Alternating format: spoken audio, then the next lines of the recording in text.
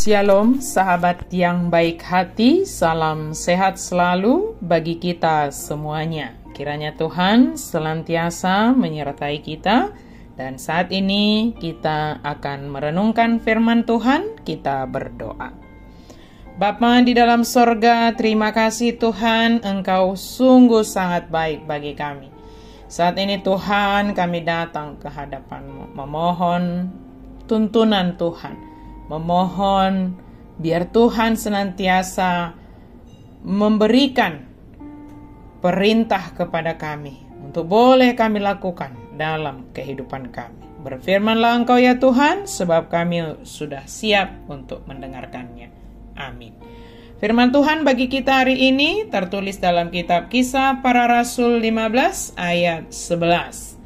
Sebaliknya, kita percaya bahwa oleh kasih karunia Tuhan Yesus Kristus, kita akan beroleh keselamatan sama seperti mereka juga. Marhite sian asini rohani Tuhan Yesus dotahe, ubahin nama lua hita dihaporsiai rohata, nasidape songonido.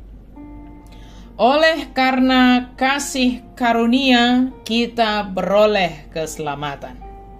Sahabat yang diberkati Tuhan Yesus Kristus, perbedaan pendapat atau pandangan, perbedaan pendapat atau pandangan adalah hal yang biasa. Perbedaan itu tentu bukan untuk memperkeruh dan menimbulkan konflik. Tetapi jika terjadi perbedaan pendapat, maka harus dicari solusi yang tentunya berdasarkan kebenaran. Tidak memaksakan apa yang saya anggap kebenaran, tetapi terbuka kepada hal-hal yang baru yang berdasarkan kebenaran. Itulah yang diharapkan oleh Tuhan bagi kita, sehingga terjadilah perubahan yang benar. Perbedaan latar belakang tradisi dapat mempengaruhi hingga dalam kehidupan keberimanan. Seperti halnya orang Kristen Yahudi dan non-Yahudi.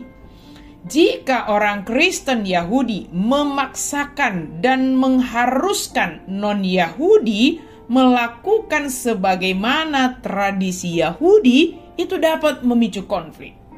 Ketika orang Yahudi memaksakan kepada orang Kristen yang non-Yahudi bahwa jalan satu-satunya keselamatan adalah melakukan hukum Taurat, maka ajaran ini tidak sesuai dengan yang diajarkan oleh firman Tuhan. Iman Kristen adalah hanya oleh kasih karunia dan melalui iman maka kita beroleh keselamatan. Hanya melalui iman percaya kepada Yesus Kristus kita beroleh keselamatan. Tetapi sebagai orang yang percaya kepada Yesus Kristus, kita harus melakukan perintah Yesus Kristus dalam ketaatan. Bukan berarti hukum Taurat tidak berlaku, tidak penting. Hukum Taurat bukan sebagai jalan keselamatan, tetapi sebagai penuntun. Galatia 3 ayat 24. Bagi setiap orang yang percaya dalam kehidupan sehari-hari. Hukum Taurat membuat kita semakin mengenal kasih karunia Tuhan dan bahkan menyadarkan kita akan setiap yang kita lakukan. Apakah yang kita lakukan itu sudah melanggar Taurat Tuhan sehingga itu membuat kita jatuh ke dalam dosa, atau kita taat kepada aturan yang diberikan Tuhan kepada kita, perintah Tuhan. Oleh kasih karunia Allah di dalam Yesus Kristus, kita beroleh keselamatan. Kita adalah tawanan dosa yang tidak dapat menyelamatkan diri sendiri, tetapi karena kasih karunia Allah, Dia mengutus anaknya, yaitu Yesus Kristus, untuk menyelamatkan kita, untuk menebus kita dari kuasa dosa. Dia hadir sebagai manusia, mati di kayu salib, bangkit pada hari yang ketiga, dan naik ke surga. Semua itu dikerjakan hanya karena kasih-Nya, bukan karena kelayakan dan kebaikan yang telah kita lakukan. Kasih karunia Tuhan kita terima melalui iman percaya kepada Yesus Kristus. Sebab hanya Dialah jalan kebenaran dan hidup.